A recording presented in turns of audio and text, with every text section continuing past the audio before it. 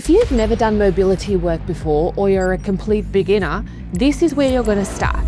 No complicated programs, no gym required, just you, the floor, and 15 minutes. Most people think that mobility is for athletes or yogis, but your body needs this more than any workout you've ever done. I'm going to take you through every major joint in every single direction that your body needs to move well, not just now, but for the rest of your life. And by the end, you are going to feel completely different, sort of like you're walking on clouds.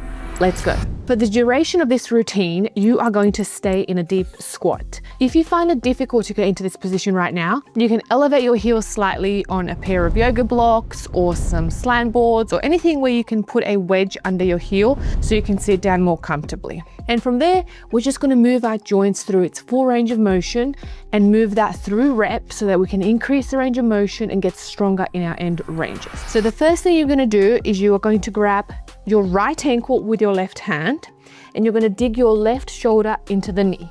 And that is going to be used for resistance. So when you twist, you kind of use that knee for resistance to allow yourself to get more space. You're going to reach up to the sky and you're going to come back down, aiming to touch the elbow to the ground or as low as you can maintain right now. And we're going to go moving through this position for 10 reps. 3, 4, remember to move through whatever range you have available to you right now and understand that this will take time to get better. 8, 9, and then we're going to pause here for 5 seconds. 5, 4, 3, 2, 1, and then we're going to change. Now, the reason why we pause on the last rep is because we're trying to hold that end range with strength and control.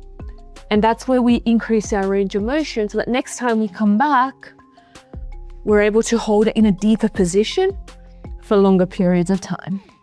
6, 7, 8, 9, and then you're going to hold and pause for 5, 4, 3, 2, 1. Come back to your squat. You're going to take your right hand, put it onto your right knee, and you're going to push that knee out. So open the hip, straighten the elbow as much as you can, and then back in. When you bring it back in, you want to place your weight onto the blade of the inside of your foot. So now we're stretching out this knee ligament and also internally rotating the hip a little bit. So we're going to go for 10. 3, 4, 5. I'm also leaning into the opposite shoulder so I can give myself more space. 6, 7, 8, 9, and I'm going to pause for 5, 4, 3, 2, 1. Change sides. 1. Remember the blade of the foot. 2, 3, 4, 5, 6, 7, 8, 9, and I'm going to hold for 5, 4, 3, 2, 1. Amazing. Already feeling like a different person. Now we're going to practice some internal external rotation. If you're a complete beginner, you can do this by sitting on your butt, placing your hands behind you and using that for assistance. So I'm going to internally rotate, externally rotate, in and out. I'm going to do that for 5 reps. 3, in and out is 1 rep, 4 and 5. Change sides.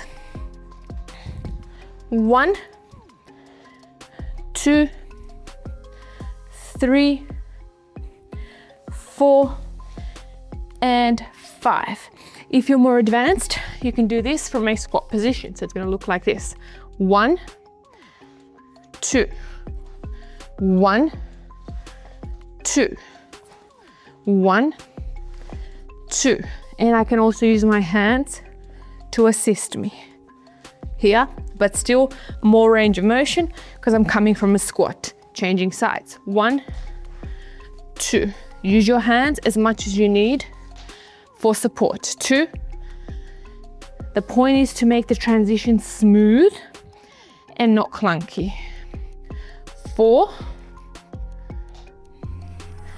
5. Coming back. Now we're going to extend that hip. So now we've been in flexion. Now we want to stretch it out, extend it. So we push, we lean back, we stretch out the hip. You're going to feel this in your lower back too. We bring it back in, push the knee forward. So now I'm ending up in like a seated heel position. And this also stretches the toes as well. We're going to do 10 total reps. 4, but push it out, lean back. 6, sort of like breakdancing, isn't it? You see, you do your mobility and you get better at breakdancing. 7, 8, 9, just moving through. It's like a self-massage. And 10, bring it back. So now we've covered the whole lower body pretty much and the spine.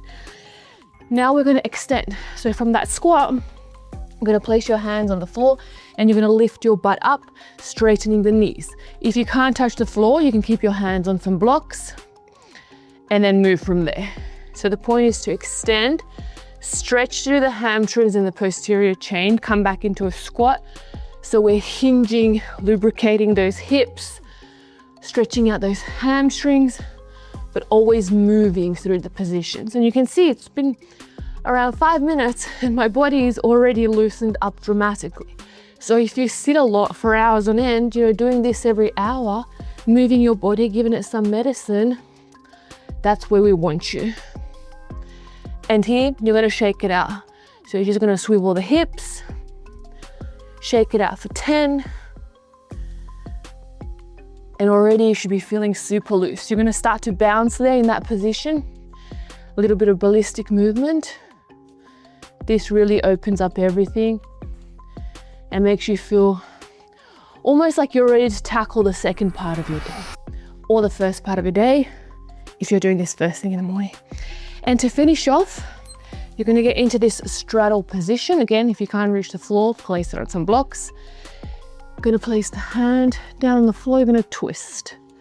And this is literally like a full body opener. You're gonna hear cracking, you're gonna hear popping. Kobe. Okay, so we're gonna do 6, so 3 to each side. Really opening up through the thoracic, shoulders, delts, adductors, everything gets worked. And that is it. That's literally your 5 to 10 minute routine done daily. And right now it might feel impossible because you can't sit in this squat for extended periods of time. That's okay. As long as you're practicing, resting in this position, utilizing the resting squat daily, it's going to improve. And that is then going to facilitate your ability to move through these positions in a squat. And so I think if you do this daily for the next 2 to 3 weeks, you will see dramatic improvements in your range of motion, your ability to stay here in this position, and also your ability to move through the positions. I would say start with 2 to 3 times a week. Try to work your way up to doing this every single day and trying your best to stay in the squat for the duration of the movements. So let me know in the comments how you found this on a scale of 1 to 10. If you need more progressions, if you need easier regressions, I'll keep that in mind for the next video. In the meantime, give it a like, subscribe, share with your friends, make sure you watch it again and again until you understand the movements, and most of all, keep moving. See you in the next video.